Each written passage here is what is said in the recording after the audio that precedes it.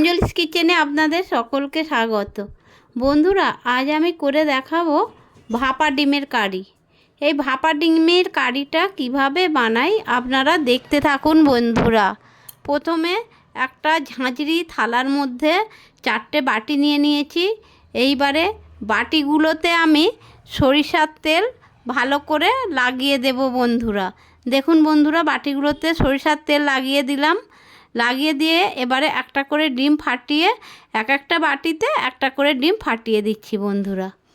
আমার ডিম ফাটানো হয়ে গেল বাটিগুলোতে। তারপরে পরিমাণ মতো এর মধ্যে দিয়ে দিচ্ছি একটু ছোট্ট ছোট্ট করে কাটা রসুন কুচি দিয়ে দিচ্ছি পেঁয়াজের কুচি আর টমেটো কুচি বন্ধুরা।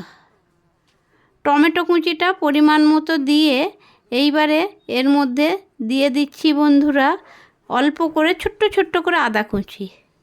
তারপরে দিয়ে দিচ্ছি ধনিয়া পাতা কুচিটা এইভাবে আমি দিয়ে দিচ্ছি বন্ধুরা। চারিদিকে ছড়িয়ে দিচ্ছি যাতে সমানভাবে চারিদিকে পড়ে। দেখুন 4টে বাটিতে পরিমাণ মতো দিয়ে এবারে অল্প করে লবণ ছিটিয়ে দিচ্ছি বন্ধুরা। অল্প করে লবণ ছিটিয়ে দিয়ে এইবারে ওই যে উনানের মধ্যে একটা হাঁড়িতে জল গরম করে রেখেছিলাম, এইবারে জলটা ফুটছে টকবক করে। তার মধ্যে আমি এই ঝাঁঝরি থালাটা বাটি সমেত বসিয়ে দিলাম। এবার তার ওপর দিয়ে একটা থালা ভালো করে চাপা দিয়ে দিলাম যাতে করে বাষ্পটা বাইরে বেরিয়ে না যায়। ওই বাষ্পের দ্বারাতেই ডিমগুলো সিদ্ধ হবে। তো দেখুন বন্ধুরা, দেখেন আমার ডিমগুলো সিদ্ধ হয়ে গেছে। ভাপাতে দিয়েছিলাম যে ডিমগুলো বাটিতে ফাটিয়ে, সেগুলো কত সুন্দর সিদ্ধ হয়ে গেছে বন্ধুরা। এইবারে এর মধ্যে আমি দিয়ে দিচ্ছি, তুলেও নিয়েছি বন্ধুরা। এবার একটা ছুরি দিয়ে আমি এটাকে তুলে নিচ্ছি। দেখুন বন্ধুরা কত সুন্দর উঠে গেল, আর কি শক্ত হয়ে গেছে বন্ধুরা, দারুণ হয়েছে। এইবারে দেখুন বন্ধুরা কিরম থালার মধ্যে লাল সবুজ সাদা সাজিয়ে নিলাম ভাপানো ডিমগুলোকে। এইবারে বন্ধুরা এইটাকে আমি ভাজবো। তার জন্য উনানে কড়াই বসিয়ে পরিমাণ মতো সরিষার তেল দিলাম। তেলটা এবারে গরম হওয়া পর্যন্ত একটু অপেক্ষা করলাম, আর খুন্তি দিয়ে কড়ার চারিপাশে তেলগুলো ছড়িয়ে দিয়ে এবারে এক এক করে বন্ধুরা আমি ভাপানো ডিমগুলোকে গরম তেলের মধ্যে ছেড়ে দিলাম। এইভাবে একটু ভালো করে ভেজে নেব বন্ধুরা। এক পিঠ ভাজা হয়ে গেছে, দেখুন বন্ধুরা কত সুন্দর ভাজা হয়েছে, আর কি সুন্দর দেখতে লাগছে। খুব সুন্দর লাল লাল করে ভাজা হয়েছে। এবারে এক পিঠ ভাজা হয়ে যেতে আর এক পিঠ উল্টিয়ে দিয়ে এইবারে ভাজাও হয়ে গেছে। তুলে নিচ্ছি এক এক করে খুন্তি দিয়ে একটা পাত্রের মধ্যে। কত সুন্দর হয়েছে, সবুজ লাল সাদা। এরপরে আমি গোটা জিরা দিয়ে দিলাম। যে ভাপানো ডিমটা ভাইজে নিয়েছিলাম সেই তেলের মধ্যে কিছুটা জিরা নিলাম, আর ওই রসুন কুচি ছিল, রসুন কুচিটা দিয়ে দিলাম। এইবারে বন্ধুরা একটু খুন্তি দিয়ে নাড়াচাড়া করে দিচ্ছি। এইবারে এর মধ্যে আমি দিয়ে দেব বন্ধুরা পেঁয়াজ কোঁচানোটা দিয়ে দিলাম। দিয়ে এইবারে খুন্তি দিয়ে একটু নাড়াচাড়া করে দিচ্ছি বন্ধুরা যাতে করে ভাজা ভাজা হয়ে যায়।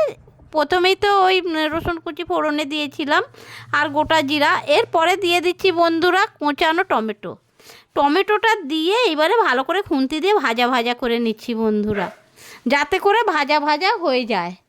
ভাজা ভাজা হয়ে গেলে পরে এইবারে এর মধ্যে আমি দিয়ে দিচ্ছি পরিমাণ মতো লবণ, কেননা ওই ভাপা ডিমের মধ্যে একটু দিয়েছিলাম যার জন্য কম করেই লবণটা দিয়েছি। আর দিয়ে দিচ্ছি বন্ধুরা হলুদ গুঁড়ো দিয়ে এবারে খুন্তি দিয়ে ভালো করে নাড়াচাড়া করে নিচ্ছি বন্ধুরা। ভাজা ভাজা হয়ে যাচ্ছে। তারপর দিয়ে দিলাম একটু পাতলা করে বেটে রেখেছিলাম আদা রসুন বাটাটাও দিয়ে দিলাম বন্ধুরা। দিয়ে এবারে কষাতে থাকছি, কেননা আদা রসুনের একটা কাঁচা গন্ধ থাকে, তো ভালো করে কষিয়ে নিলে আর গন্ধটা থাকবে না, আর তরকারিও সুস্বাদু হয় যে কোনো তরকারি। তারপরে বন্ধুরা দিয়ে দিচ্ছি পরিমাণ মতো লঙ্কা গুঁড়ো দিয়ে খুন্তি দিয়ে ভালো করে নাড়াচাড়া করে দিচ্ছি বন্ধুরা। কষানো হয়ে যাচ্ছে, দেখুন কত সুন্দর কষানো হয়ে যাচ্ছে। এইবারে বন্ধুরা এর মধ্যে আমি দিয়ে দেবো জল, অল্প জল দিলাম, কেননা মশলাটা ধরে যাচ্ছিলো। অল্প অল্প করে জল দিয়ে আমি মশলাটা কষিয়ে নিচ্ছি। তারপরে কষানো হয়ে যেতে পরিমাণ মতো জলটা দিয়ে দিলাম বন্ধুরা। জলটা দিয়ে এবারে খুন্তি দিয়ে ভালো করে নাড়াচাড়া করে দিচ্ছি বন্ধুরা। এইবারে অপেক্ষায় থাকতে হবে কখন ঝোলটা ফুটে ওঠে। এইভাবে নাড়াচাড়া করে আরও একটু জল দিয়ে দিলাম, দিয়ে এইবারে দিয়ে দেখুন বন্ধুরা, এইবারে ফুটে উঠেছে আমার কারিটা। এই কারির মধ্যে ভাপানো ডিমগুলো যেগুলো ভেজে রেখেছিলাম বন্ধুরা লাল লাল করে, সেইগুলো এবারে এই ফুটন্ত ঝোলের মধ্যে দিয়ে দিলাম। দিয়ে এবার খুন্তি দিয়ে একটু ভালো করে ঝোলের মধ্যে ডুবিয়ে দিচ্ছি, কেন একটু সিদ্ধ হতে হবে। এবার সব শেষে বন্ধুরা ছড়িয়ে দিচ্ছি ধনিয়া পাতা কুচি। এই ধনিয়া পাতা কুচি ছড়িয়ে দিতে এবারে আমার হয়ে গেল ডিম কারি। এবার নামানোর পালা ভাপা ডিমের কারি। দেখুন বন্ধুরা, প্লেটের মধ্যে সার্ভ করে দিয়েছি ভাপা ডিমের কারি, তার মধ্যে দিয়ে একটু ধনিয়া পাতা কুচি ছড়িয়ে দিয়েছি, কত সুন্দর লাগছে। আর গরম ভাতে খুব দারুণ লাগে বন্ধুরা। এটা আপনারা একবার বানিয়ে খেয়ে দেখবেন, ভালো লাগবে।